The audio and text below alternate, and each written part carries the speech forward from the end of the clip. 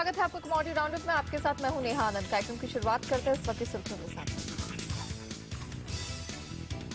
रंग लाई सीएनबीसी आवाज की मुहिम। एफएमसी ने ग्वार के वायदा कारोबार पर लगाई रोक। 27 मार्च की क्लोजिंग भाव पर सभी महीनों का सेटलमेंट किया। हाजिर बाजार में आई तेज गिरावट। ग्वार पर रोक के बाद चना और सरसों पर भी वायदा बाजार आयोग की कड़ी नजर। एफएमसी ने एक्सचेंजों से मंगाए आंकड़े। सीएनबीसी आवाज एक्सक्लूसिव। एफएमसी के कदम के बाद एनसीडीएक्स पर चना और सरसों समेत ज्यादातर कमोडिटीज में आई तेज गिरावट। और सोने और चांदी में बिकवाली का दबाव। वायदा में भाव तकरीबन आधे % नीचे। लेकिन कमोडिटी बाजार की सबसे बड़ी खबर, ग्वार वायदा पर रोक के बाद बाजार में हाल भाव में तेज गिरावट आई है। एफएमसी ने ग्वार वायदा पर पूरी तरह से रोक लगा दी है। 27 मार्च के क्लोजिंग भाव पर सभी वायदा का सेटलमेंट तय किया गया है। हालांकि डिलीवरी की सुविधा अब भी बरकरार है। आपको बता दें, सीएनबीसी आवाज ने ही सबसे पहले अपने दर्शकों को ग्वार में हो रही धुआंधार सट्टेबाजी की खबर दी थी। सबसे पहले साल 2010 के अक्टूबर महीने में हमने यह खबर आपको दी थी कि कुछ कॉर्पोरेट जिनका ग्वार के कारोबार से दूर दूर तक कोई लेना देना नहीं है, ग्वार वायदा में सट्टेबाजी कर रहे हैं। इसके बाद से ही वायदा बाजार आयोग ग्वार में हो रही सट्टेबाजी पर सख्त हुआ है। कई बार मार्जिन बढ़ाए गए, हर तरह के कदम उठाए गए। पिछले साल 10 दिसंबर को हमने खबर दिखाई थी आपको कि कुछ ब्रोकर ग्वार में गोलमाल कर रहे हैं और उसके ठीक बाद एफएमसी ने जांच कर 4 ब्रोकरों के वायदा कारोबार को सस्पेंड कर दिया, उस पर रोक लगा दी। इसके बाद भी ग्वार में सटोरिये सक्रिय रहे। नतीजन एफएमसी को ये कड़ा कदम उठाना पड़ा है। लेकिन इसका पूरे कारोबार पर कैसा असर पड़ेगा, सेंटिमेंट आगे कैसा रहेगा, ये सब समझने के लिए हमने जानकारों का पैनल हमारे साथ फोन लाइन पर है। हिंदू बिजनेस लाइन के कमोडिटी एडिटर जी चंद्रशेखर है हमारे साथ। चंद्रशेखर जी, पहला रिएक्शन आपका?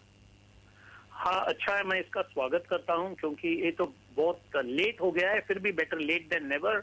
पूरा they have banned guar futures. ये अच्छा कदम है क्योंकि इससे दो चीज होगा। एक तो इतना जो सट्टा हो रहा था, स्पेकुलेशन हो रहा था, काफी कम हो जाएगा, या जो सट्टा करने वाले मार्केट से निकल जाएंगे और जो फिजिकल मार्केट है, जो रियल मार्केट है, फिजिकल मार्केट को प्राधान्यता मिलेगा। और फिजिकल मार्केट के जो प्रोड्यूसर्स, प्रोसेसर्स, एक्सपोर्टर्स है, और वो जरा सा अच्छी तरह सांस ले सकते हैं और अपना फिजिकल मार्केट का धंधा चला सकते हैं, जो चल नहीं पाया बिकॉज ऑफ सट्टाबाजी। कल हमने जबरदस्त तेजी के साथ ट्रेड्स होते हुए देखे थे, लेकिन आज ऊपरी स्तरों से खासी बिकवाली आई है और घरेलू बाजार पर भी इसका असर पड़ा है। डॉक्टर सिंह, सोने में क्या रणनीति अपनानी चाहिए?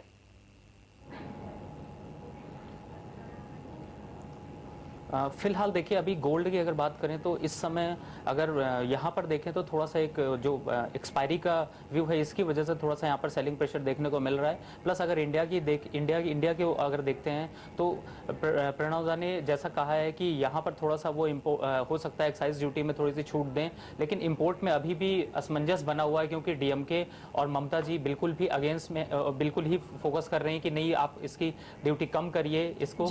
तो इसको लेकर के काफी असमंजस है और इस समय एक्सपायरी की वजह से ज्यादा यहाँ पर सेलिंग प्रेशर देखने को मिल रहा है। और आने वाले टाइम पे आज अगर देखें तो मेरे हिसाब से गोल्ड में थोड़ा सा सेलिंग प्रेशर देखने को मिलेगा। और नीचे साइड पे अब जून के कॉन्ट्रैक्ट में अगर आप ट्रेडिंग देख रहे हो तो यहाँ से अगर देखें तो एक बार को 300 से 200 रुपए तक की गिरावट देखने को मिल सकती है।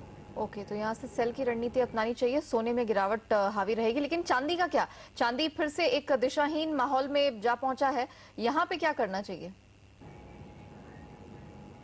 देखिए, चांदी में अगर ओपन इंटरेस्ट के हिसाब से देखें तो थोड़ा सा यहाँ पर एक्चुअली में इंडस्ट्रियल डिमांड जो है वो बहुत ज़्यादा कम है, जिसकी वजह से थोड़ी सी प्रेशर है। ओपन इंटरेस्ट भी यहाँ पर थोड़े से कम हुए हैं, शायद इसकी वजह से, क्योंकि हायर लेवल पे लोगों को बहुत अच्छे सेंटिमेंट नहीं लग रहे हैं, तो यहाँ पर प्रॉफिट बुकिंग कर ले रहे हैं। इसकी वजह से एक सेलिंग प्रेशर देखने को मिल रहा है। अगर यहाँ से देखें तो एक बार को हो सकता है 500 से 700 रुपए तक की अभी और गिरावट देखने को मिल सकती है। नीचे के साइड पे अगर आपको 56,800 से 500 के आसपास के लेवल एक बार को देखने को मिल सकते हैं। उन लेवल्स पे अगर मिलता है तो आपको मैं ये रिकमेंड करूंगा कि बाय करके चले, लेकिन यहां से अगर 300 रुपए की बढ़त देखने को मिले तो आप 200 रुपए की स्टॉप लॉस से आप बेच के भी यहां से चल सकते हैं। चलिए, तो सीमित दायरे का कारोबार उसी बैंड में ऊपरी स्तरों से बिकवाली और निचले स्तरों से खरीद की रिकमेंडेशन निकल कर आ रही है। लेंगे एक छोटा सा ब्रेक के बाद होगी बेस मेटल्स पर नजर।